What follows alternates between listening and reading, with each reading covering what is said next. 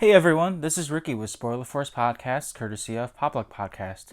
You can find more episodes of Spoiler Force Podcast on Apple Podcast, SoundCloud, YouTube, or on Facebook at facebook.com/popluckpodcast.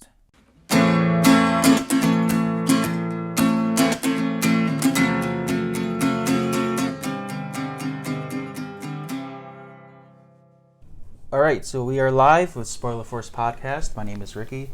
Thank you for tuning into the 11th episode. Today's July 27th, 2019. And I'm very excited today. I have a friend of mine that I've known since high school, pretty much, that I was able to contact. And what's funny is I was so nervous contacting him. I don't know why. He always has this intimidating vibe to me. But then he's the chillest dude ever. So it's really cool to make time and just to catch up with this guy. And so here's my friend, Mike Logic. Thank you for just making time for this. I was nervous too. Honestly, ever since high school, when I've known you, you always had this intimidating presence to you. So that's why if I ever come off where I'm shy to talk to you, that's why. Hey man, it's vice versa. Same way. I was really nervous to do this in the first place. It's my first time being interviewed for anything. So even job interviews, any job that I've ever gotten, it's usually just show up and it's already sold. So this is my first time doing this. So if I come off a little interview or whatnot, I apologize. No, it's cool. So I'm just as nervous as you might have been. So. Yeah. No worries, man. I appreciate you having me. Yeah, it's awesome, man. Because with podcasting, it's practically this. Or at least what you see with my setup, it's super simple. I know we were talking about videography a little bit earlier.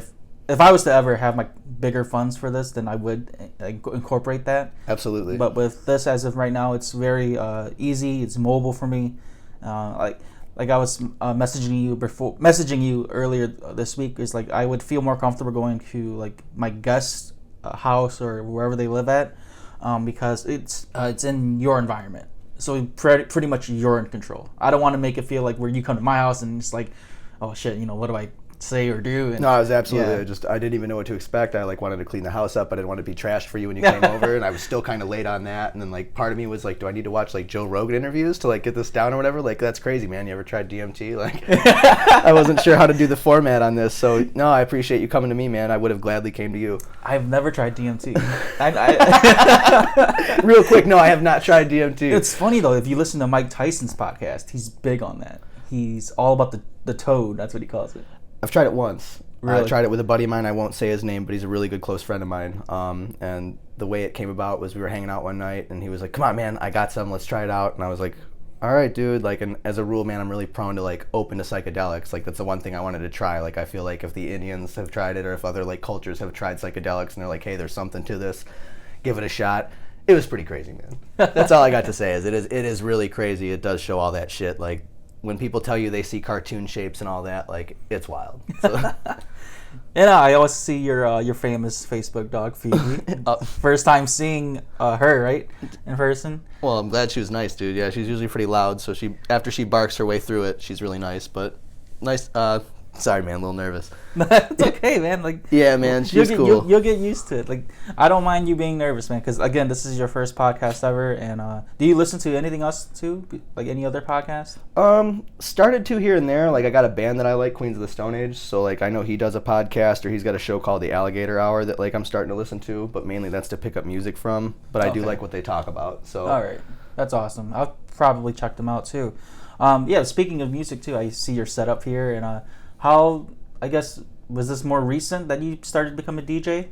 I want to say since 2000. It was a couple years after high school. I had a buddy who I also won't say any names on that, but he's doing really well for himself. But when I first met him, man, he I'm not gonna say his life was all over the place, but I didn't expect him to run his own business or anything like that. Nice. And he started DJing, and he was like, "Hey, man, you got pretty good musical taste. You want to come ride along more or less on a couple gigs?" I was like, sure, and it worked out. I mean, they weren't nothing crazy, but it was enough to get my toes in the water to make me really like it. And then over time, the equipment just started to pile up. I bought something here, I bought something there. My buddy was like, "Hey, I got something if you want to use it." So now what started with a small USB plug-in board turned into, I think we're at 7 speakers now. You see 5 today. A new tractor board, channel mixer, and again, this is all stuff I never thought I'd buy any of this. So. And it just keeps racking up. I'd still like to get some lights, but in terms of practicing getting the music down, I got pretty much everything I need. Nice. Like, I'm not gonna talk as if I know equipment and stuff, but I've also performed live myself with my guitar and all that. So I do see your setup. It's really nice, and it's good to see like how you're into what you're doing. I see your passion with this music scene here, and you've always had a unique taste in music as well. Ever since I've known you in high school, because those days when we would ride the buses together. I was waiting for the bus to come up, man, because Yeah. that was some of my favorite times with you. Yeah. We had a lot of good fun on that bus. I was always like sitting in the back, and then like your stop was always before mine. So like, yeah, you always had a unique taste in music, and I think that kind of rings along with how you do your music now. Now, what music inspirations do you listen to, or what helps you make your music? So like where I'm at now is like I really like hip hop. I'm always gonna be a hip hop person. Like I'm not like a big like alternative music person. Like you won't catch me like playing like Alkaline Trio or stuff like that. Like that's not typically my thing. But it's like in terms of hip hop, I like that. I like old rock music. I like old soul. I like blues. And when I started getting into this DJ stuff, I started to notice how all of that blends. Like how it all borrows from each other. Kind of like how like Led Zeppelin borrows blues and all that. Like. So it's starting to all add up and equal out. It's just, I guess, between hip-hop and now I'm starting to get into house music and all that, like, that's the thing that's pushing me, is I want to make good music that, again, like, has the hip-hop inspiration that, like, I love hip-hop, but I also realize people like to dance. So I'm trying to mix that. So to go back to the original question, I guess, is I love rock and roll, always going to be my favorite, but I really like watching people have a good time and dance. So that's where my musical taste is going to right now. Anything that gets anybody moving or just happy in general. Yeah, and I've always seen you more as a rock and roll guy. I didn't think you were into hip hop and all that. So yeah, that's a good new thing to learn from you. Yeah, it's pretty crazy just to see how you've grown on pretty much. I see what you post on Facebook and stuff. Like now you're DJing at a bar now, right, in Ferndale? No, I get to I bartend a bar in Ferndale. Oh, okay. And that kind of coincides with everything we've been working on the last 5 or 10 years anyway. But I get to pick up gigs because it wasn't even supposed to work at a bar. I was working at a garden center off of 13 and Mount, and it was a hellhole. Like the dude's a drill sergeant. Like he yells at you, he screams at you, and I'm not gonna lie though, it's kind of like when you get bullied, but it makes you like, oh, maybe the bully was a little bit right. Maybe I could have taken a bath here and there. Like it kind of made me better. So it was like after that, I really wanted to get out of that environment. I had done it for probably 8 years, and on and off, I had done it for 8 years. I got into construction, and the dude just was such a dick. So I was like, man, I gotta leave. So I left and I went to this bar because the guy I worked with at the Flower Center, his girlfriend or mother of his children, she's the general manager there, or at least she was on her way to be the general manager. She was an assistant manager at the time, and he was like, hey, if you want to check IDs at the door, go ahead and do that. So I was like, dude, sweet, $60 a night, no big deal. So I started doing that, and I got along really well with Stephanie. That's the manager's name. And she was like, if you want more money, do bar backing. So I started doing bar backing. She introduces me to her DJ friend, who's like a personal friend of hers that comes in every Friday. That's like I guess that's what they call a residency. So he has a residency at Rosie O'Grady's. Okay. So Stephanie had told him, hey, he's a good guy, like, and he likes to DJ. And the reality was this: is Stephanie had never heard me DJ. Like, she doesn't know if I'm good or not. She was told by Zachary, which was the father of her children, that I throw parties and that I DJ my own parties, and that I was pretty good. So why not? So the DJ that was there one night was like, hey man, like, I heard you DJ'd. Could you fill in for me one time? And I was like, absolutely. He's like, dude, it'll be super easy. It's a Pandora gig. You just gotta hit the iPad and make it work. And I did, and it went great. And then the second time I did it, I got to bring my own equipment, and it didn't go so great. The third time I did it, it went great. So that's kind of how I got in. So I've done a couple gigs at Punch Bowl. I've picked up many house parties. I've done, I guess, after hours parties, if you want to call them that. But I haven't picked up a residency yet. That's my ultimate goal. Okay. As of right now, just bartending and kind of getting a feel for bar life behind the scenes. Now with your, I guess with your gigs, that people just come and hire you, or they ask you for your information on that? I mean, at this point, yeah, somebody will have to ask. It's kind of like freelancing a little bit? Yeah, or like if I hear about a gig, like I could go ahead and like, I guess, kind of like putting out like a bid, if you will. I'll be like, hey, I could do it. And, if they like me enough, or if somebody recommends me, I'll get the gig. But right now, I'm still pretty fresh. Okay. Like, and another thing too is like doing house parties was a little bit different in terms of, if I fucked up, it was no big deal. Excuse the vulgarities. Like, and nobody's going to catch it. It's my house party. Who's going to yell at me for it? But now it's like, I realize how touchy these controls are. It's just like flying a plane. Like, if at any moment, if I hit the wrong thing, it'll take me off track, and all of a sudden the party will be like, whoa, what's going on over there? So I haven't really got out there yet, and need to practice a little bit more. But I did do one wedding not too long ago, so that was pretty cool. I think I saw that they were doing the chicken dance at that wedding. Yeah, it was a country wedding. Yeah. It was, and I don't like country music. I didn't like country music. Now I like country music. I had to spend a whole week here downloading like a bunch of country songs that I've heard like my whole life, but never thought about it. Never was like in my own time. Like I can't wait to hear Garth Brooks today. So that's the thing about music too, man. Like especially being a DJ and being involved with all that genre, you have to be like open-minded to understand and mix that music and make it blend together well. Because like if you don't like, I mean, I don't like certain genres either, but you still have to listen to them, how it's made and all that. And it's just like the music appreciation of it. Well, and I can't help myself because, like I said, this is my first interview with anybody like this, so like I'm kind of all over the place. But like I was telling you in terms of how music, when you start digging into it, you realize how much it borrows off of each other and how much everything goes into another. Like, for instance, that Old Town Road song. Yeah. That's actually a 9 Inch Nails sample, which is really cool. So it's like shit like that. Like you would never know that, but you'd have to dig into it. Or like the more you dig into older 60s music, you find out that it'll be sampled like 200 times in a million different things, whether it was just a piano key strike or a certain drum repetition. The more I'm finding out, the more it all connects. So what really bums me out is I work with some DJs who are older, and you know they have residencies at the bar as well, or like I'll see them at other gigs, and like I'll ask them, like for instance when that song came out, I was told that Old Town Road from the internet was, they were like, you better watch, this is gonna be sweet, and that was before Billy Ray Cyrus got on it. And I was like, okay, and I heard it and I was like, yeah, it's gonna be fucking sweet, this sucks. And all of a sudden it was sweet, and of course it was so sweet that it was its own demise. Now everybody hates it. If you hear it, you're like, oh my god, dude, I can't stand this song.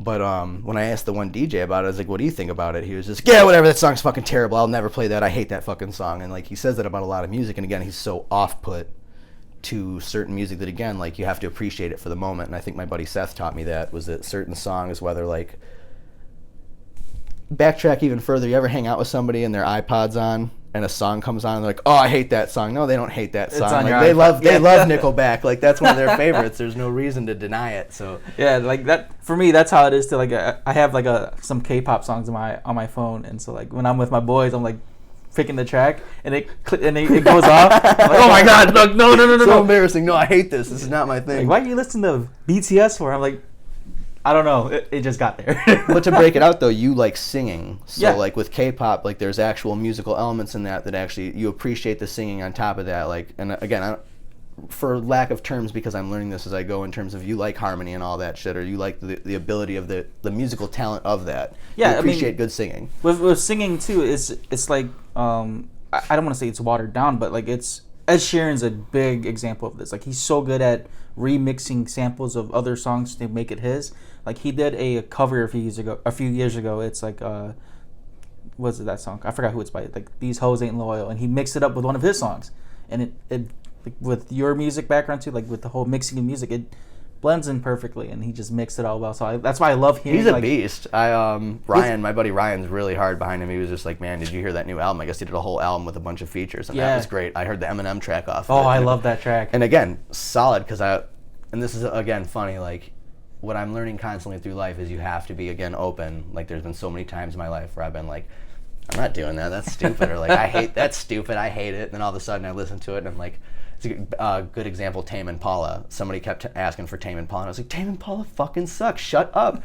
Never really listened to Tame Impala. Now I'm like, oh man, that's Tame Impala, sweet. And you can't see it on the podcast, but I'm dancing right now. So yeah, it was just, they're dope, man. Like you got to be open to that type of stuff, and you have to at least, if anything, appreciate it for what it's worth. Like, if anything, even if it's not like the greatest song, it will for sure make the moment, or it'll be a part of that time period. Like again, like Old Town Road is now forever synonymous with this part of time period. Like I won't forget my 2019 life of like all the times that came on and laughed about it. And music's a huge part, not just like it's so big to where like a single like note or a sample brings back memories of what you did. And music, from what I know, I have a cousin up in Minnesota. Her fiance was like, he works with people with Alzheimer's, and music is a huge key in like I guess helping the people with Alzheimer's and dementia to remember what they were doing, because the music, I guess, is just the melody or the flow of it. It helps them retain that memory. It'd be like getting a quick scent of something. Like, you ever been somewhere and you smell something, you're like, oh my god, this is like Miss Bop's third grade class. Like, I will never forget this moment. Like, and it's only for that quick second. So yeah. in the same way that like, what's really cool about being at the bar is, so I'm surrounded by a bunch of DJs. I get a taste of Latin night. It'll be salsa night every Sunday. So the DJ, his name's DJ Cisco. He'll come in, and Cisco's a great guy. Like literally, like if you meet him and talk to him, really loving dude. Just, hey brother, how are you? And he like really like. There's people that'll be like, hey brother, and like when I hear brother, I'm like, all right, what do you want from me? Like this dude's not one of those dudes. But what's like all that Hulk Hogan, like, hey brother. Oh, like there's like that's like the Kyle version of hey brother, and then there's like there's that one where it's like, you ever just meet somebody who like when you know they're just, and again, not saying no names, but I've gone to high school with people like that where like they were just like out of the blue, just all up in your. It'd be like all of a sudden, like I really like this podcast. I'm like, Ricky, this podcast is really good, man. You're doing something really cool, man. We should hang out all the time now. And just like starts to like move in on your stuff and just, and I guess that's a bad explanation of it, but Yeah, but someone gets really comfortable really fast, kind of, right? well, not so much as just like it's facetious. Yeah, you know it's bullshit. Like it's like all of a sudden, like it was like it'd be like if you knew that when I wanted to hang out, it wasn't to actually hang out. It was to like jump in on your shit or like again just to immediate. I'm just I don't know, leeching, I guess, if you will. Like catching a wave of something. Yeah, to whereas like again, like Cisco's just a genuine guy. Like when he talks to you, when he calls you brother, like I feel like he's my brother. Like I like that shit a lot. So again, great DJ, great musical spectrum, if you will. So I heard him whistling Chicago's "If You Leave Me Now." I just heard him do the do do do do do do do do do do, and I was like do do do do. And he was like, "Yo, you heard that, Mike?" Yeah, I was like, "Yeah, man." So I guess like that's another part that really pushes me for music is I really like the whole fucking, if you hear one particular song or one particular part in a song where it's just like maybe like 3 key strikes, but you'll always associate it with that, like the Dr. Dre thing, like smoke weed every day. Like you'll always know that that's a part of that. So I think that's cool too, to be able to play with stuff like that and put that into other material to where you're like, did I just hear Dr. Dre say smoke weed every day in a K-pop song? Right. Something like that. That's another thing that drives me for music, because I really like, I was told that DJing is kind of like jerking the crowd off. So I guess that's the best way to describe that is, yeah, I guess I like giving, I guess, crowd hand jobs. I guess that's the thing. I like to watch people get excited and be like, oh, is that what I think it is? Oh. Now, have you ever like messed with the crowd too? Like, I don't know. I've seen some videos on Facebook there, like they just play like Baby Shark or something like that. Have you ever done anything like that? I haven't got to do the Baby Shark thing yet, but what's really cool is, again, like you said, I have really different musical tastes. So like I watched a DJ do this last night at Rosie's. It's really cool when you have like a song that you know like the crowd would probably like never ever dig, but you've done enough good music in the night, or you've done enough cool shit throughout the night to where it's a pass, to where when you play your song, it's like, this is sweet. What is this? Like, I really like that. I've got to do that a couple times, whether that be like with artists that were still like hip-hoppy enough to pass through the night, like the Cool Kids. Like there's a song that we play that we threw a party probably 3 or 4 years ago, and the one song that we had played, like that's something that a crowd of people would have never known, but me and my homies had blared this here every day for porch sessions, hanging out, drinking beers, doing all that. So when we got to play it at the party, all my boys were like, oh! So that's cool. Or another thing too is like I do like really good music. So like if I could have a party jump into something sweet and then sneak in Batman's "Kiss from a Rose" like by Seal, like I would, because I think that's cool. I just haven't got to that moment yet. Okay. Now with your, I guess with your sessions and everything, I know you've thrown your Micetoberfest, correct? And is it here? Like that's where you throw it, or? No, believe it or not, that's at my mom's house, and it's a house not much bigger than this, but it's still like, for number wise recorded, I think every time it's around 150 people, 125, nice.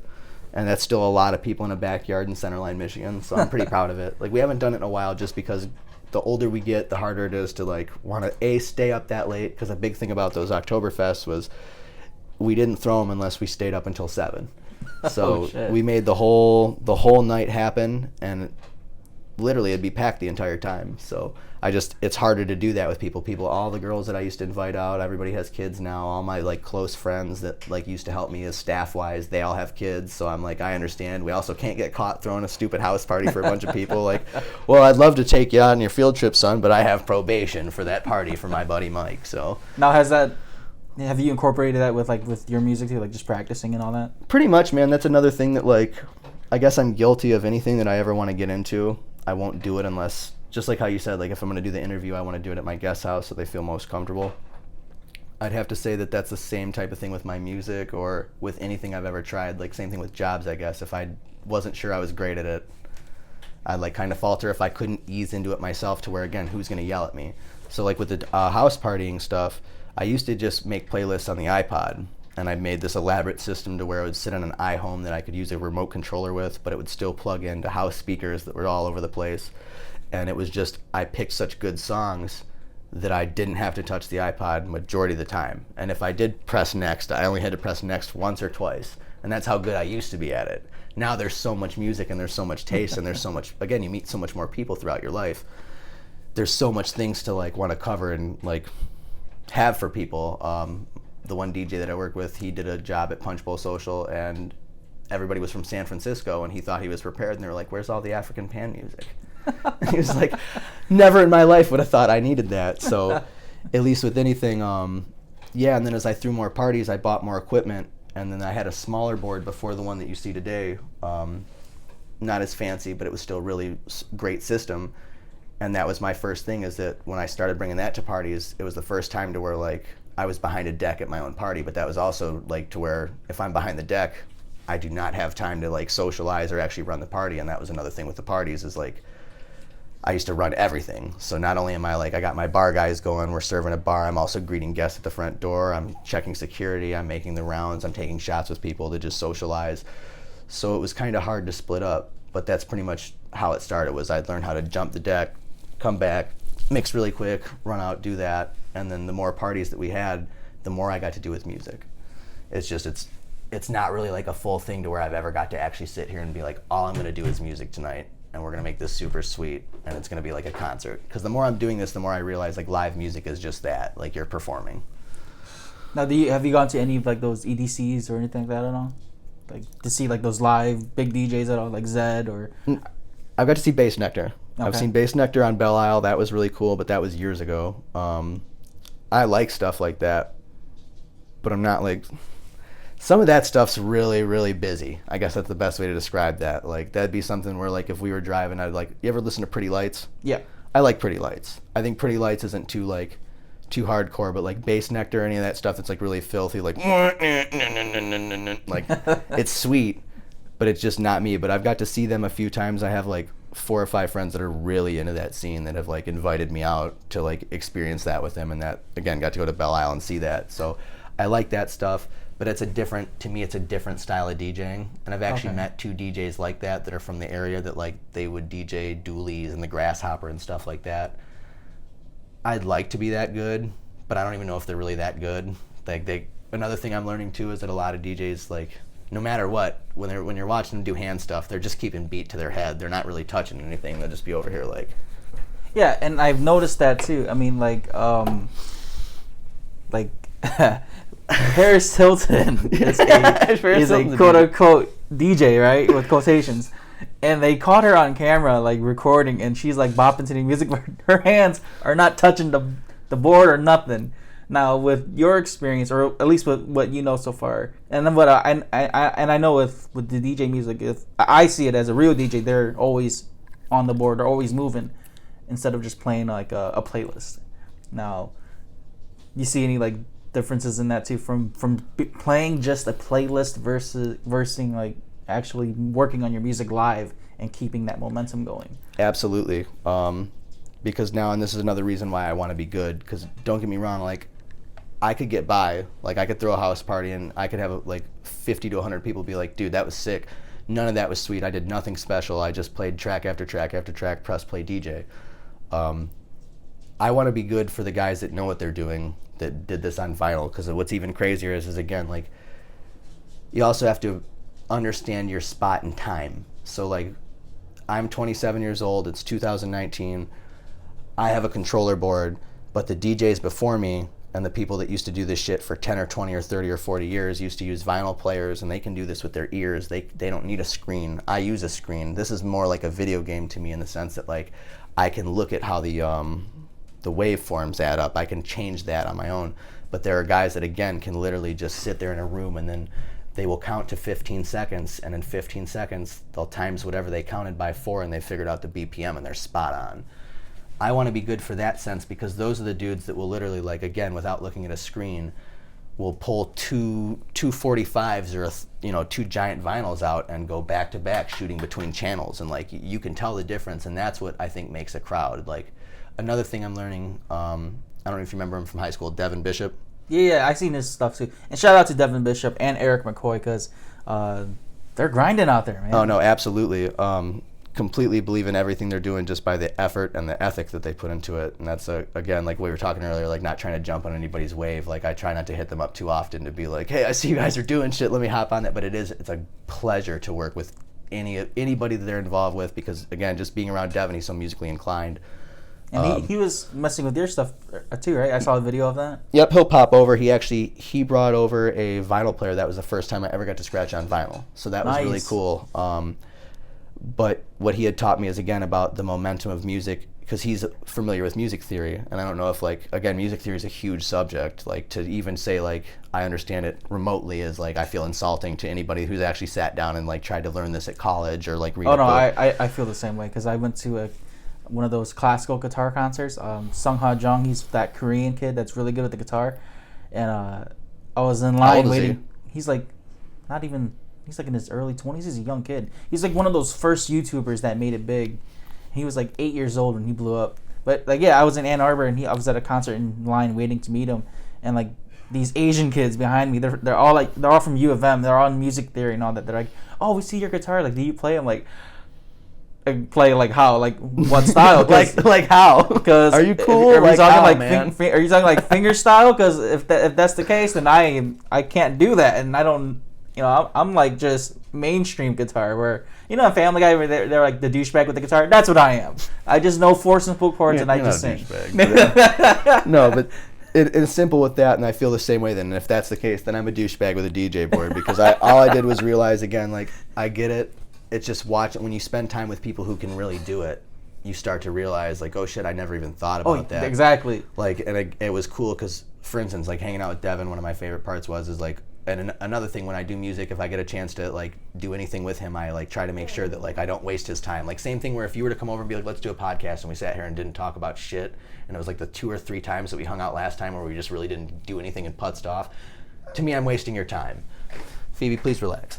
So like at that point, I wanted to make sure I didn't waste Devin's time. So anytime I do like get a hold of him or like we link up, I try to make sure there's been enough time in between to where I've actually learned something new, I've mixed something new, I've understood a new concept, or I've updated my software to where, like, again, it's worth the time hanging out. Because again, I get everybody's really busy. Yeah. It's hard enough you have like 5 friends that you'd probably call at any given time, and mainly only 3 of those or 2 of those that are like immediate call, and then the other 2 are kind of like backup call, or not even backup call, and then everybody else, you got, again, millions, hundreds of friends. Thanks to the internet, you got hundreds, 200s, 500, thousands of people that that would be like, dude, you can come to my house anytime, we're best friends. But when it comes to like, hey, I just worked all my day at work, I'm home now, I got like 5 hours, I'm gonna hang out here and play video games and not talk to nobody. And again, eventually that catches up, you don't get to see people very often, but that's the best way you spend your time. And when you do have free time, you're going to hit up your 5 best friends that are like the people you really care about. Yeah. So like I said, if I get to run into people that I rarely get to see, I want to make sure that I'm either A, doing something really cool that's worth talking about, again, doing some type of work, or just being a part of something in general. So yeah, if Devin comes over here, it's usually, I try to make sure that I've done something different. And like I said, just he taught me so much. He taught me about how music has to change or you get bored. Because music's done in segments of like 4s, 8s, 16s, 32s. So like by the 8th or 16th, if it's the same sound that entire time, your brain's already over it. So like re-honing in back to what you originally asked me, that's again why I guess I appreciate a good DJ, is because like DJs know that, and DJs feel that energy from you when you're out in a crowd. Like in the same way that like you were talking about fucking with the crowd and playing Baby Shark doot doot doot doot doot doot. Right. When you get away with doing that, it was still sweet. Like, it was still, anywhere that anybody drops it, everybody was like, oh, you dirty dog. So that's the thing, is like, it just has to be sweet. And that's why I push with the music thing, is I just want to be able to, again, if you're out in the crowd subconsciously, like, because you might even be like, no, this is sweet, but subconsciously your brain will get bored of something really easily. So that's why I want to be good, and that's why, like, it's worth learning.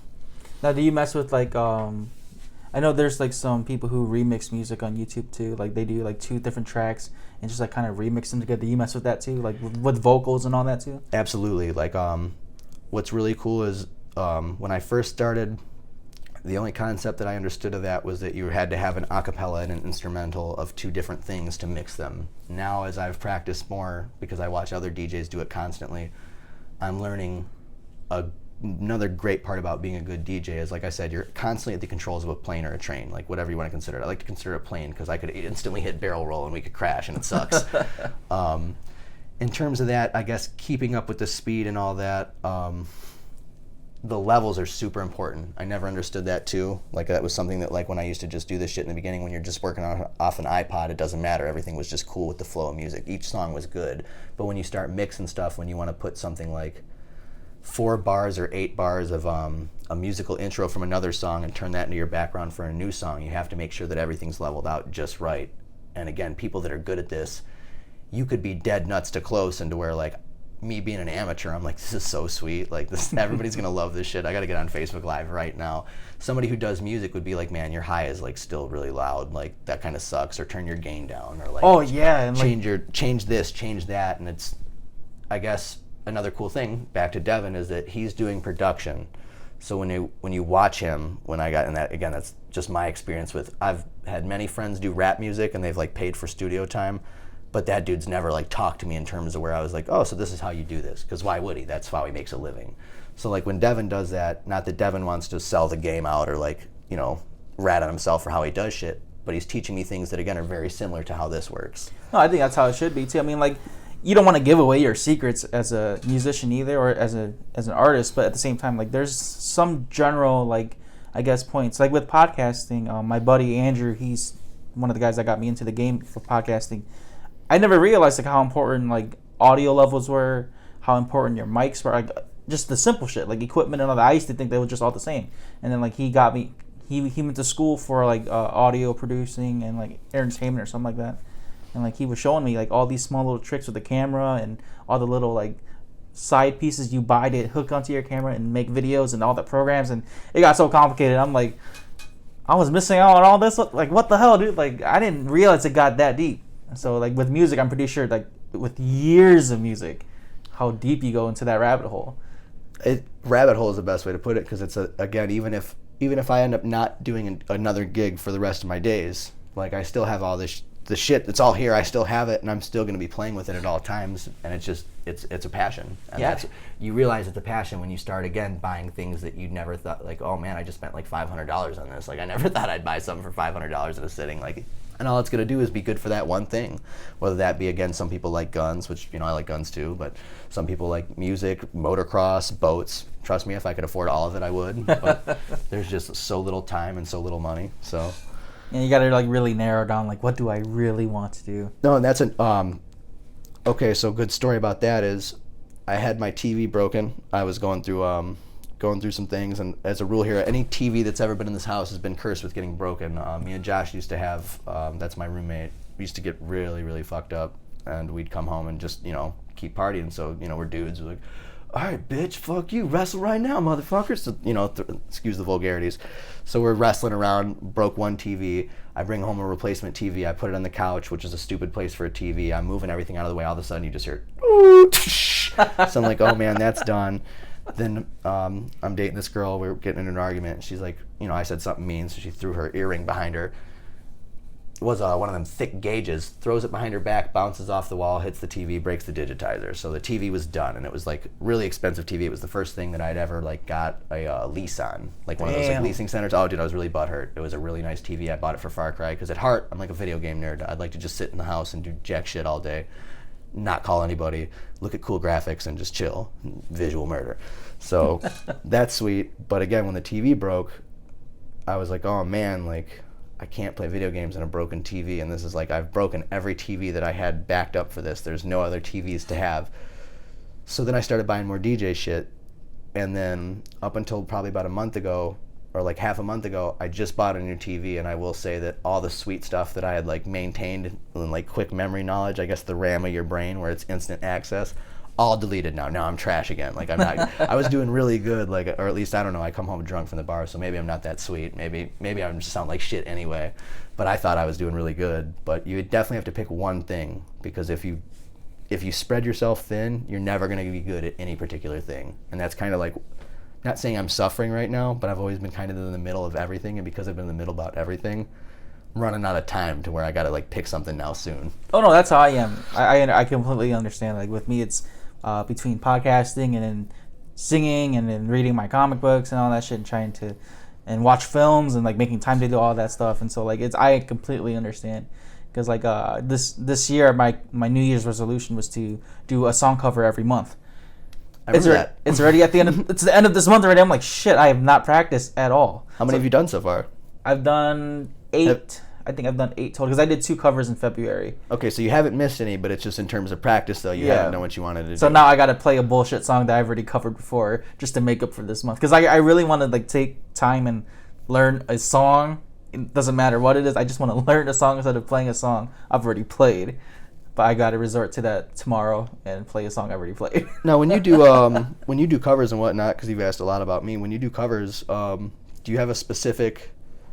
Is there a certain genre of music that you like to tackle? Now, this is my fault because I don't keep up enough because I don't offhand. I think I've watched 2 or 3 of your covers, but I can't say that I've kept note on like where you tend to stay in terms of musical genre or interest. Do you ever change it up? Have you ever like gone out of your comfort zone? Is there like, not saying that I imagine you screaming like hardcore doom metal in the room, like this is my cover for Cannibal Corpse song number 8, like.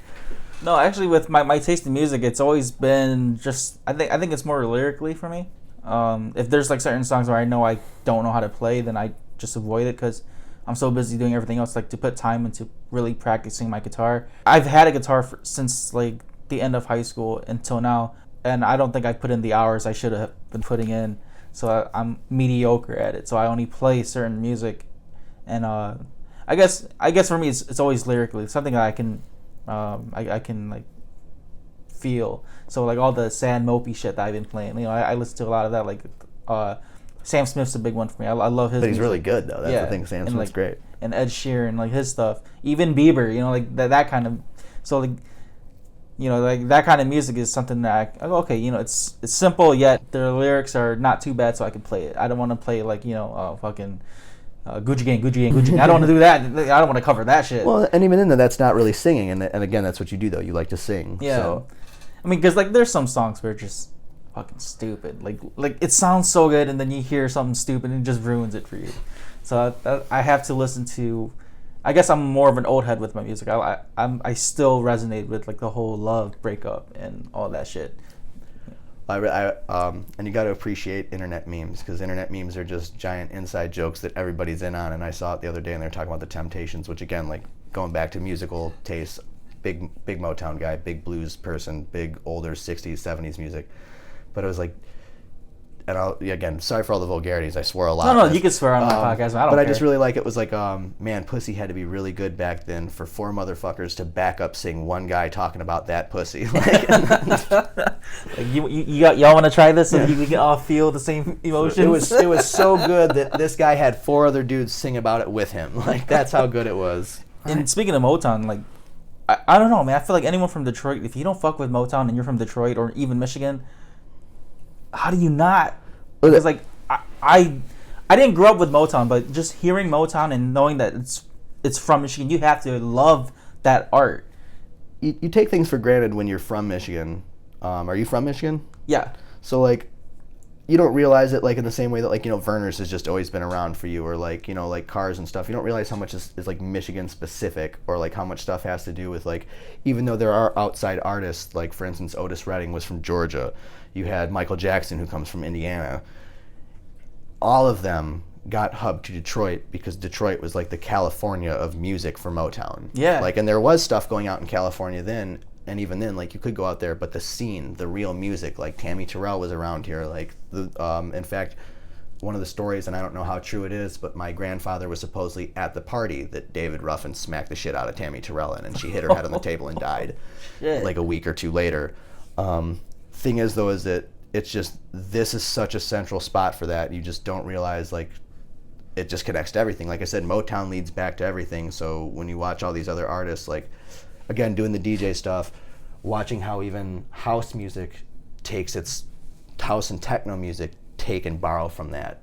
and because that's a big deal in Michigan and Canada, like this whole central area right here, like all that music originates from here, and we don't think about that because it's just we always hear it, so it's always around. But like when you hear like it's time for the percolator, like, even though that's not Motown, point being though is like that type of stuff got made here. It got made. A interesting group to follow is Detroit Grand Poobahs. They've been around for forever, but again, all over the board. They're making rap music, making techno, making house, and the underground scene is just great for that. So with loving Motown, like I think that's a good base. Like, and I think everybody does love Motown. Rarely do I meet anybody that's like can't do Motown. Even the country wedding that I did, where I was like, all right, I know one rule at this country wedding, and that's not play any hip hop at all, no matter what. And the minute I got there, that was exactly what they said. They like right when I got out of the car, they were like, you ain't got no hip hop, right? You ain't gonna play none of that. And I'm like, no, not at all, not at all.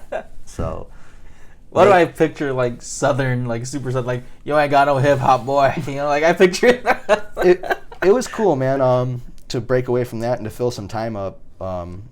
Again, just learning how to DJ. That was my first wedding gig, and I've done catering before for a company that like specialized in high profile catering for big events, and it was like I've seen those crash and burn. We did like 3 weddings in one day, and like we failed miserably.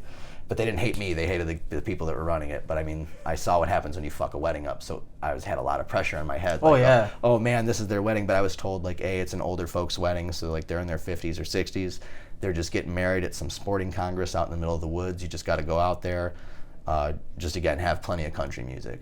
So it wasn't like that, and no surprise they did ask for Old Town Road, so that, which I thought was great because I was like, I bet they will, and sure enough they did. But it was like you could just tell though, like in the environment, and that's another thing about being a DJ or like that line of work.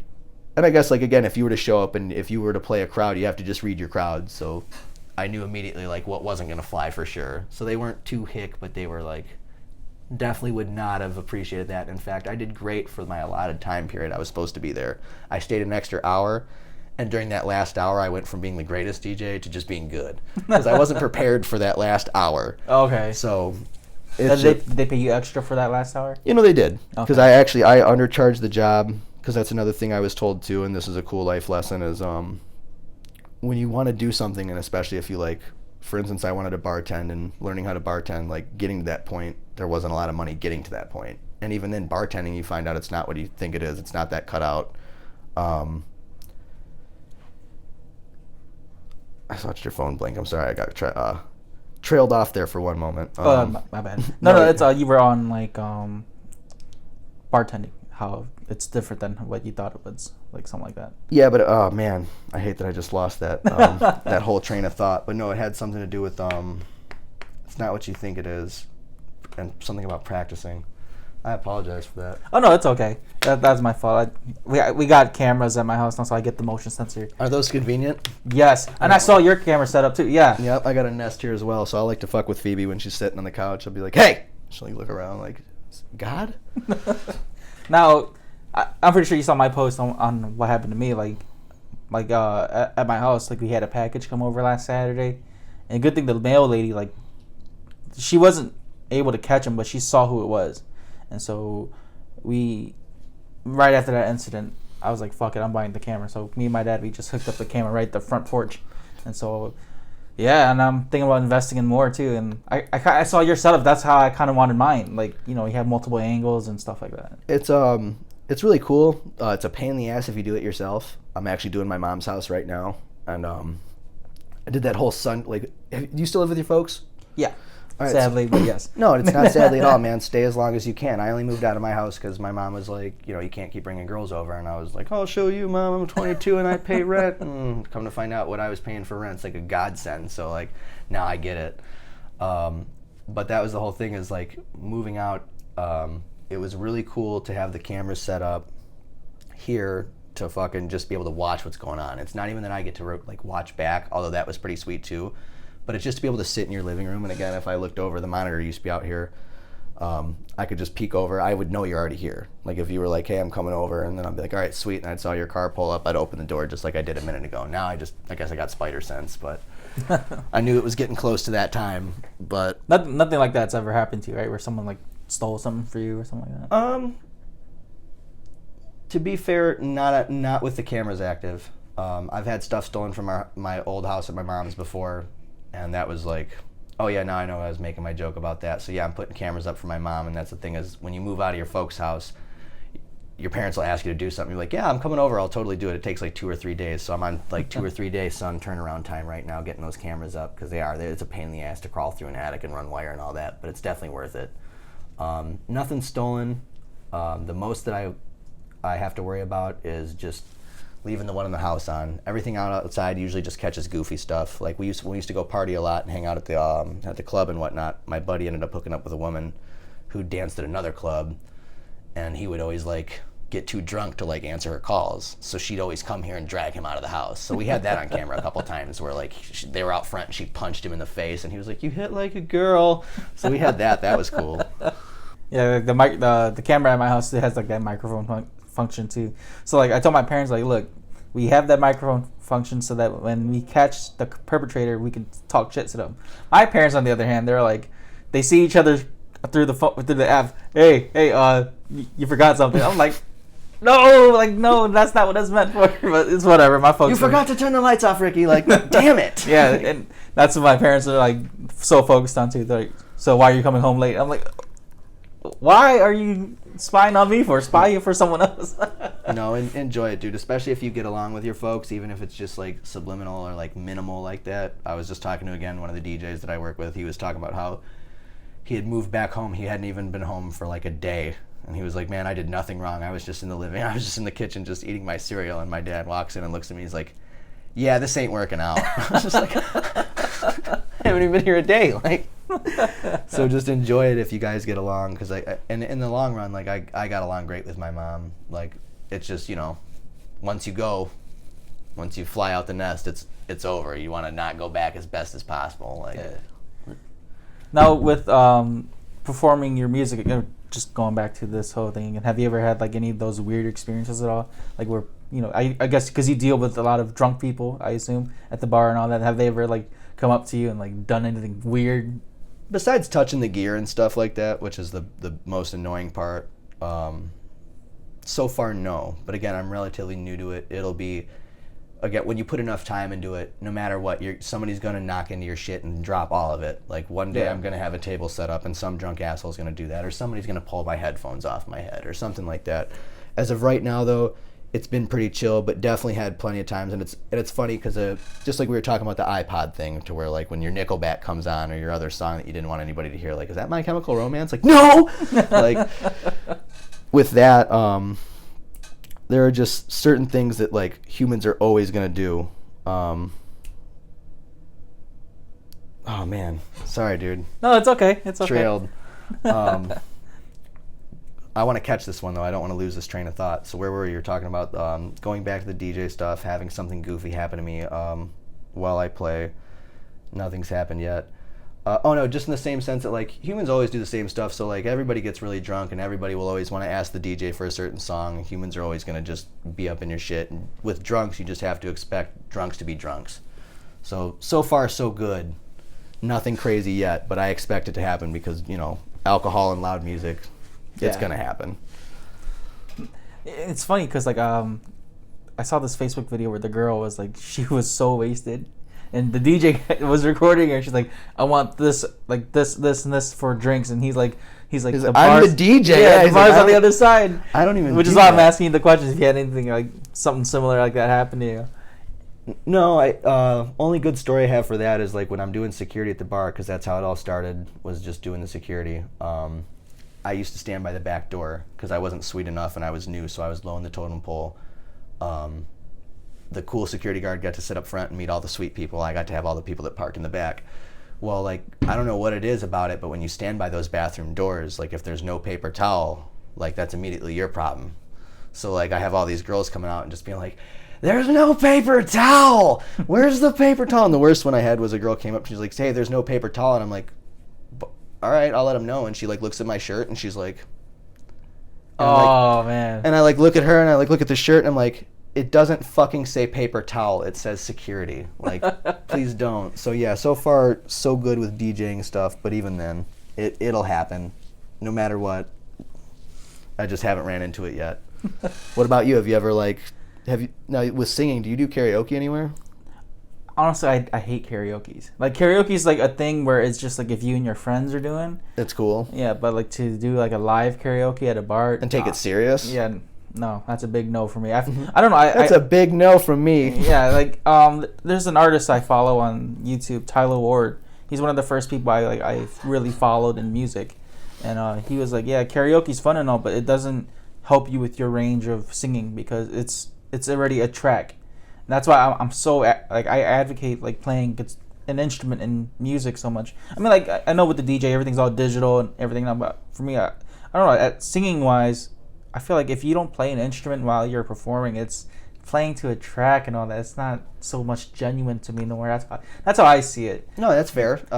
Absolutely fair. Another thing too is like I would probably be a lot better at this at the DJing stuff. That's the mentor that I have asked me. He's like, hey, have you ever played an instrument? And I was like, I played saxophone once, but the band teacher like creeped me out. He peed next to me in the like little kid stalls, and that was enough for me. It was Wolf Middle School. Like the bathroom stalls are already really short, so when this 6-foot dude came in and like squatted next to me to use the urinal, I was like, I'm gonna quit band. I shouldn't have quit band for that. It was actually probably because I was lazy and didn't want to practice. But I started saxophone, so I got a concept of it. But when you know an instrument, you can actually do music just much better because again, you have to discipline yourself, and again, keeping time, keeping all that range, all of that matters. And like you said, you're not gonna do that with singing over some background bullshit, or on top of that, like not using a real instrument. Yeah. The only way I can say that this might that I used to be like, no, you're just still pressing buttons no matter what, is now again I realize how important it is to not miss a moment during a live performance. Yeah, and that's where I think that's where a lot of people don't, or they misunderstand like DJing. They feel like you're just playing the track when really you're listening to the music, being active with it. Because if you miss the beat, not just you, everyone hears it, and it just throws everything off. And yep, so it's you're lucky if it's older people that aren't going to care, or people that won't care in general. But when you got people that again are like either music snobs or like it matters to like be on point like that, like those EDM DJs, like that shit matters. And I won't say that they're not good, but it's just again like they do build a lot of that shit at home. That shit's produced, so whatever they fuck with on stage, like it won't matter. You won't know if they fucked it up. They made it like that. Like they could get out of that. To whereas me, like if I'm playing something and the key's wrong or the tone's wrong or I miss it by that much and it just like it was supposed to catch and it went, bleh, you'll know it, you'll feel it, and the room will feel it too, and that's when it'll suck. Now, have you thought about incorporating like instruments to your setup too, like a piano, keyboard, or something like that? In terms of producing, I'd like to learn all that. But again, it was like we discussed, like with all the time that you have, what are you going to really pick and learn how to do? I wish that I was disciplined enough to where when I get up every morning, I picked one thing to do for a certain amount of time each part of that day until I got really good at it. I'd like to incorporate more stuff to this because that's what as more and more technology gets out, as more, especially in the internet generation, like for instance, like you actually have to provide something for people to want to like specifically fuck with you. Like you wanted to talk to me because for whatever reason you felt it was worth it because I had maybe just a little bit of different flavor on something than somebody else would have had, so it was worth your time to interview it. Same thing with like if somebody booked me for a DJ gig, what do I give you that if somebody else had speakers and all this shit, what do they not give you? And that's what we're having a hard time with the bar industry right now is tastes are changing dramatically in the sense that there's so much to offer constantly. There's so many options out there always. Like there's always, it's like a menu always. Everything's always at your disposal constantly. So I would like to incorporate something. I'd like to give you more than just like a regular DJ. I guess that's when I learned like the whole emceeing thing too. Like being an MC is to like master of ceremonies, to actually walk around like, and how are we doing today, folks? Like that's cool. Like to whereas I could just play music and that's it. I'd love to. I just haven't found the instruments to do that yet. And on top of that, it'd take me some more time to learn how to do instruments. So I'm trying to learn maybe some other things, like maybe, and again, everybody else does that, like incorporate lights. But like again, what can you do differently? Because same thing with the bars. Like bar life is played out now. We're losing clientele because anybody can go to a bar, anybody can get drunk. What do you have that's special? And the only thing I'm noticing is people like drinking alcoholic seltzers now more than ever, and people like drinking outside now more than ever. And that's the only thing that's really changing. Other than that, people drink less and do less unhealthy stuff. Same way with like, again, what do you need me for? You could plug in your Pandora. So like, what do I bring or do differently, or just, again, made it worth your time besides just seeing all the stuff out and about? Yeah, that's a good way to put it. Yeah, I mean, like what everyone has, I guess it's just the internet thing too. Like you were saying, it's just everyone has to provide a little bit of something. You can't just go in there empty-handed because you're not putting in some sort of effort into what you're doing, you know. But man, I hope everything goes well for you with your music. Now, have you done anything like in an actual studio at all too? I know Devin has his own productions, and is he working in his own studio too? He has his own thing going on. The way that I know it's going is that because I think he just got his new house, he has a studio set up that like he'll work with all his people. So in terms of studios that I've actually got to work with, although it's very bare bones, that is like the most I've had with actually getting to work in a studio, to where like I got to cut up beats, I got to look at how songs get pulled apart, I got to watch him master some stuff.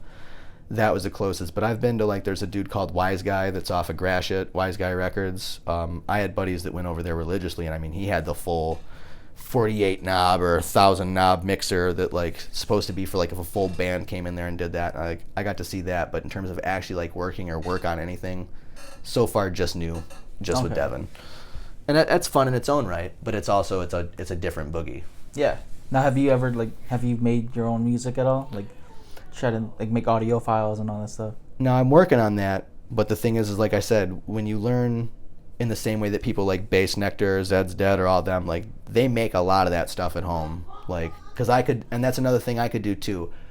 I could pre-cut up a lot of this stuff, but this software is mainly all for live performance. And like, again, as technology changes though, everybody can really do this now. So they're making technology that literally lets you produce while you're doing this. So to where when I cut something up, to whereas before I could have a song on my deck track on A and then over here on B, I in my head know to literally hit something over here every time. They're making software to where once I do that one time over here, it'll remember like that forever.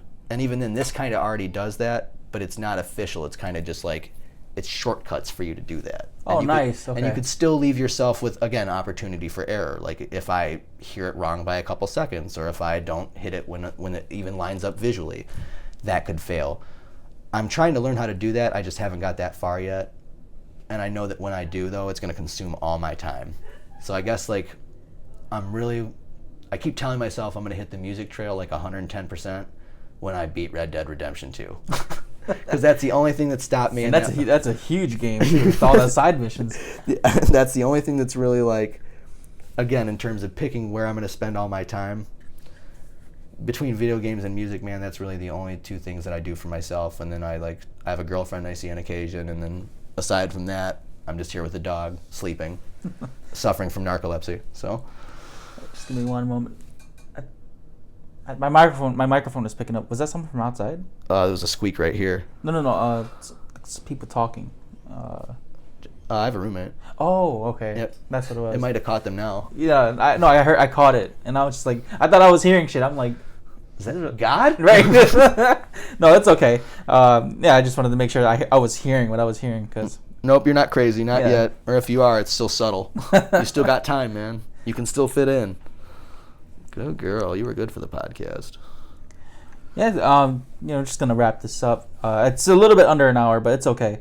Yeah, but thank you for your time, man. And it's hopefully you get good enough to where you're like Kanye, just press a piano key and the crowd goes crazy. Dude, did you see that song he was playing where it's all churchy out in like the hills or like wherever he's at, where he's just slamming on the keys and all white? That song's sweet. And again, something else that's cool. I don't like Christian music, but that I think his name's Fred Hampton or something like that. But he's a big deal for like people that. Have you ever met anybody that's like, no, I listen to the gospel music, and that's all they listen to? So again, my mom. Big deal like that. Sorry for being all over the place, man. It was a really cool interview. I appreciate you. No, it's cool, man. Like it's my first one, so I was glad you were gentleman. No, you did. I thought you did pretty well. I mean, I'm surprised that we never went off too much on like different tangents. I'm surprised you kept it music this whole time. I'm like, oh, okay, so you made it sound very good. And yeah, I mean, like I don't mind tangents either, but it's a great. For me, I learned a lot from what you're doing, and I want to do more interviews with musicians more, because I love the music scene too, but I feel like I don't have enough knowledge of just music in general. So like hearing what you're doing, and then like I was trying to link up with some other like Hmong rappers, and I see you share a lot of their stuff too, and I think that's really cool. Yeah, so like I was trying to link up with one of them and have them like talk about music with me too. So I want to get back into like not so much music, but just kind of just learn for myself as well and help share that with other people. Another thing too is like we were talking about, like again with the little bit of time that you have, and there was I don't know if you ever seen them. They used to be the GI Joe voiceovers, or it was like the old GI Joe cartoons, but somebody redid their voices, where it's like pork chop sandwiches and a bunch of dumb shit like that. Yeah, so there's one where like this dude pulls up and it was supposed to be a stranger danger thing, but he walks up and he's like talking to the kid. He's like, listen here, Johnny, all right? Don't do none of that. Stay away from nudie mags. Don't do this. Pick one thing that you're good at. Just pick one thing and one thing only, and stick with that, all right? Don't watch video games. They rot your brain, like all this. Don't read comic books, this and that. And you hear me? You hear me? Are you listening to me? And he drives away. But I always take away that point. It's like pick one thing and one thing only. I'm not necessarily saying pick one thing and one thing only, but with the little bit of time you have, like, do what you're doing in terms of meeting different people all the time. Yeah, exactly. Stay on the same path in the sense that, like, you want to just do all that for knowledge, but keep it up in terms of running into people that you hardly ever see. Like, if I don't get to see you for another 2 years, it'll blow. I'd love to see you much sooner than that. It'd be cool to hang out, actually. But even then, it'd be cool to know that, like, after this podcast, like, the next podcast you had was with somebody completely different on that complete opposite spectrum. Go out of your comfort zone, because that's the only way that I've learned anything. Not that you were looking for advice or anything like that for the closeout. That's what I've been trying to do too. Like not just with musicians, but like just people in general. Which is why I took a chance of just messaging you, like see if you wanted to do this podcast. So, like just because like how can I put this correctly? Because you're the first non-Asian that I'm interviewing. So really? that's already like a step outside of my comfort zone. Or not comfort zone, but outside of what I wanted to do. Because like a lot of the people that... Well, comfort zone as much as... And you could say comfort zone because as much as you wanted to backtrack it to make it sound like, well, no, I'm uncomfortable with being in the room with you. No, in terms of that, that's what you are previously experienced with before. This is your first time doing it again outside of that community. Yeah.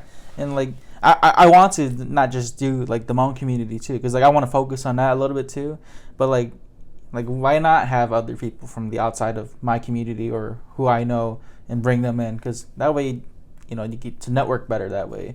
Yeah, man. I'm gonna repeat this again. I'm very glad that you made time for this. And plus, the last time I really hung out with you was at that birthday party and with the bus, and like it was the party bus. That's the last time I saw you. Yep. And yeah, so, that was Erica Party Bus, wasn't it? Yeah. And yes, it was, and that was quite an event in its own.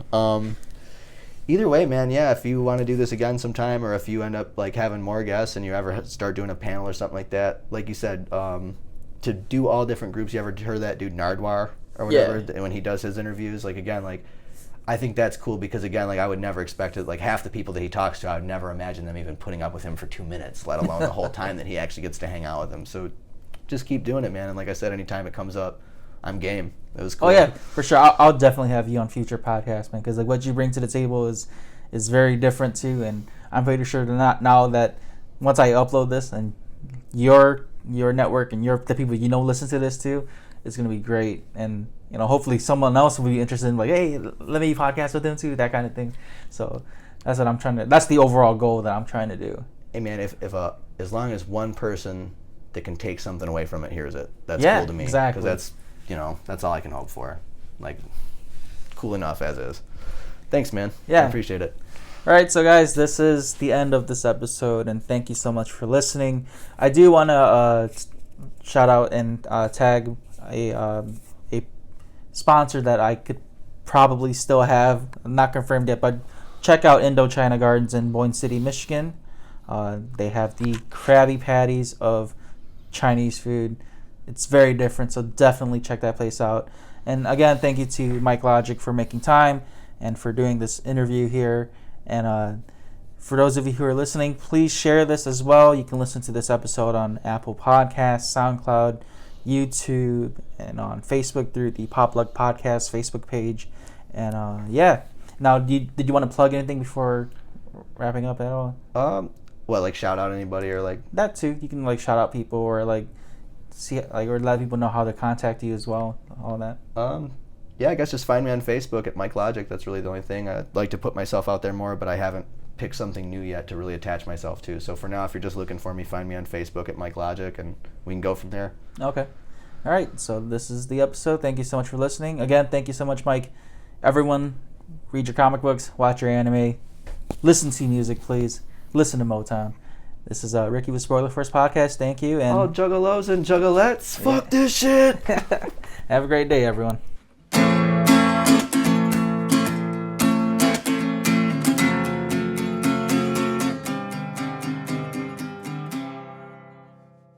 If you enjoyed this episode, follow my Instagram at RickyVang92, RICKYVANG92, and follow Popluck Podcast on Facebook.com/PopluckPodcast.